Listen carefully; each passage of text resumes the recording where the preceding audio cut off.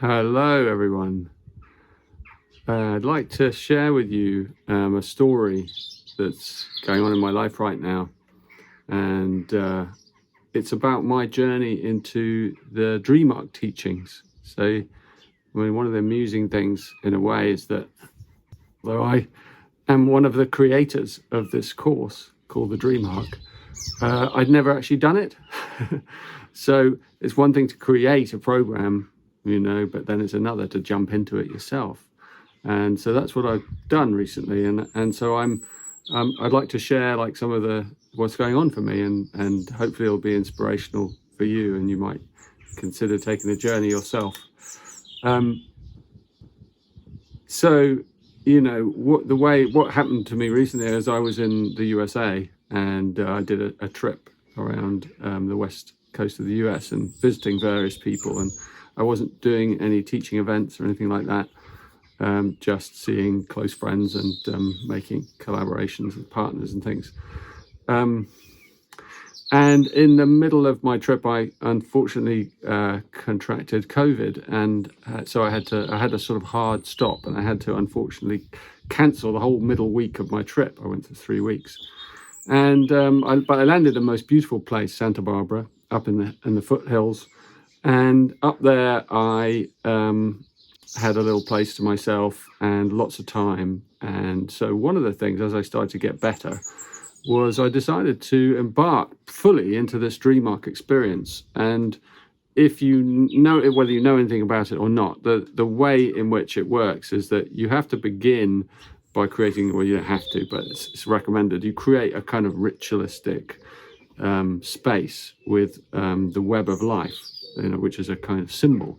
And you can create it in lots of different ways. And we, in the course, Rosie Aronson and myself and Sally, who are in the course, describe different ways you can do this. And ultimately, you find your own way. Anyway, so for me, it's about, well, for all of us, it's about creating a safe space and a vessel for your journey that lies ahead. And the Dream Arc's all about the right brain, right? So it's all about the intuition. It's about symbols and icons and inner journeys, and it's not logical in that way, right? So if you're a logically minded person, it might kind of freak you out a little bit, but you probably also really need it because it stirs up creativity inside us. It stretches our boundaries in many ways. It propels us into a magical field in many ways, actually. So for me, what happened is you have to find a guardian, right? There's 12 guardians, and you decide intuitively or magically to work with one of those 12, and that will be your guardian throughout the whole journey. And I also have a sense now, because some of you may be wondering about the Dream Arc, I haven't got time for this, la la la la. I have a sense that I'm going to be in it for at least a year. I just have that feeling, because it's a huge process, but it can sit along quite nicely in the backdrop of someone's life, of your life. So you can even do other things and other programs and courses and things all over the place. And this can sit in the back of everything. And that's how it's been for me so far. And so anyway, choosing one's guardian is a powerful process. And for me, I went for a walk, and I decided I'm going to go for a walk specifically to come back with knowing which of those 12 guardians is going to be with me for the journey. And I didn't have any expectation around that. And I looked at them all, and there's the lion, the lamb, the turtle, the emu. They're all powerful totemistic creatures from different places and lineages around the world. So you don't know, you can't choose with your logical mind which one. You have to allow it to come. Anyway, so I went for this walk, and beautiful place, these canyons and things. And I got to that place in a walk where, I'm going to turn back here. This is as far as I'm going. And also I was recovering from my COVID. So I kind of knew that this was, I had to walk back the same distance. I'd gone about, half an hour or so. And it was hot and beautiful boulders. It's quite a magical place. And I stopped there and paused and just took in the view of the Pacific, and, it's stunning. And I looked down at my feet, and there was this incredible twisted piece of wood. And I was like, wow, look at that. And I got it here, in fact. and it's a root, right? And so I got this. I felt drawn to this root, and I picked it up, and I carried it, so I'm going to carry it back. And as I carried it back, I was sort of looking at it, I go, oh my God, I think that's my creature. It's a crocodile. And there it was. There's this crocodile, this in this piece of wood. And I was like, oh, I really wasn't expecting the crocodile of all those guardians. Anyway, so this is now my guardian crocodile, right?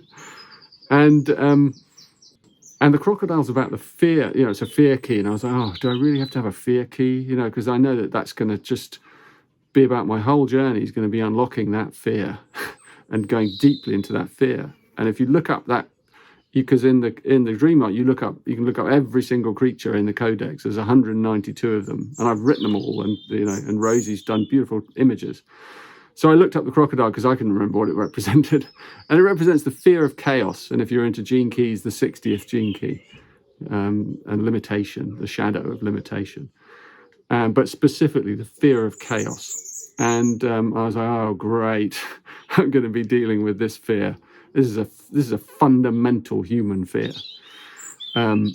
So that set me on my trajectory. And then I did a ritual, on the property where I was staying is a beautiful cave I'd discovered. And I thought there's nowhere better to do my opening ritual than in this magical cave.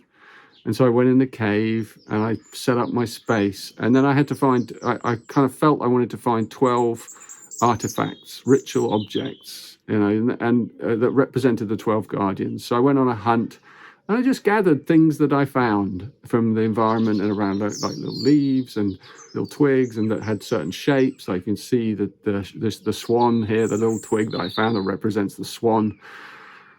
And then in the cave, as I was kind of playing, I was making these shapes in the sand, and I realized, and I suddenly saw later, as I was looking at the image, I didn't see it at the time, this angel, on the wall, this angel of the cave that was presiding over this magical ritual. So I then did this ritual. I kept it very simple, very clean, and I embarked on this journey. I set my intention.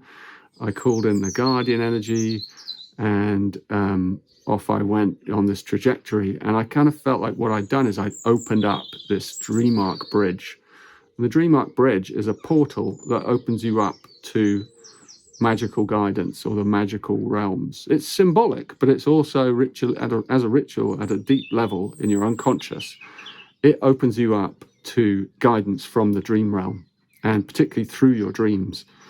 And even if you're a non-dreamer or a non-rememberer of dreams, many people who've already started working with a dream arc who don't remember their dreams suddenly have been, once begun, have been impregnated with all kinds of dreams, particularly dreams of creatures and animals, because the dream arc's all about the animal creatures that the ancients, the totems, these creatures that have symbolic representation, or it's a deep kind of resonance inside us because they unlock certain kind of meanings and configurations.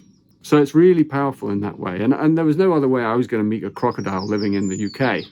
So it was perfect in that way, because the way of working with symbols and working with the unconscious is you use your right brain, and then the process unlocks. And that's how it's been for me. And my journey has begun, and it feels really powerful. And I am definitely tackling and leaning into that fear of chaos. It's coming up in lots of different ways and lots of different places for me. My relationships, my family, my business work, everywhere is this energy behind the scenes that I'm working with. And I'm really grateful to have these kind of allies in the subtle realms to help guide me. And I've now launched into the category called the messengers, so there are 12 categories, and you can choose which one you go into in which order, and it's a very non-linear program in that way. And so I've launched into the messenger category, and I've already started receiving guidance there. I had a creature come to me, and there was another beautiful synchronicity, because the dream arc's about collective dreaming, right? And so the woman who I stayed with in Santa Barbara had a dream on the last night before I left, and she shared that dream with me.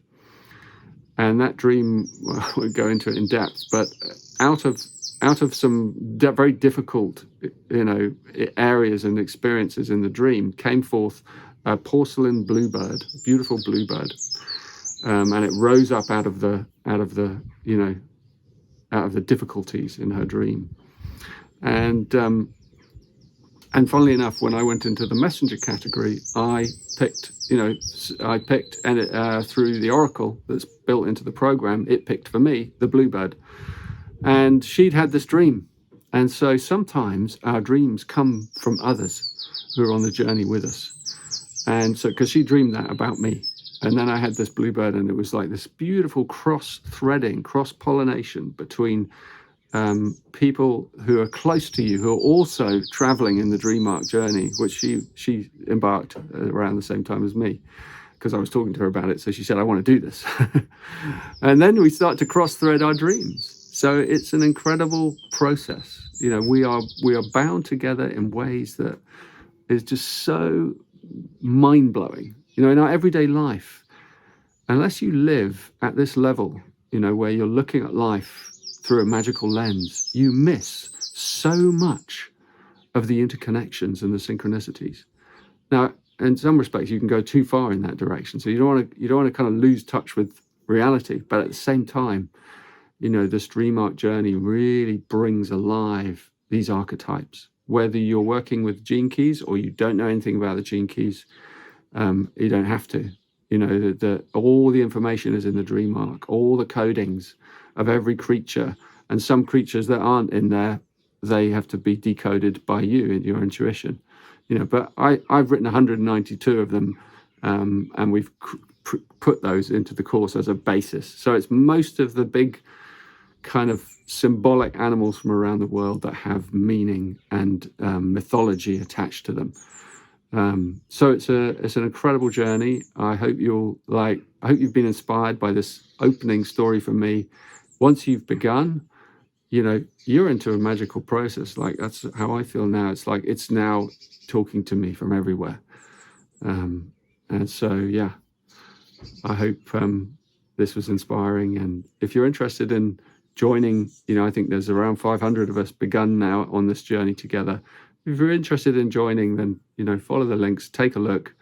And remember, if there are scholarships available if you have financial issues with, the price of the course. But I tell you, for a course that you're probably going to be playing in for a long time, it's incredibly good value. So, and it's taken us 3 years, by the way, to create this course. You will be amazed at how much depth there is. Every single person who I've spoken to who's in it has, said that. They said, I can't believe how many layers and dimensions you've folded into this course, and how many people have contributed, and how much creativity and imagery and, beauty there is, and, even smatterings of science. So for the left brain. But mostly it's a right brain journey. So yeah, give it a try, and much love to you.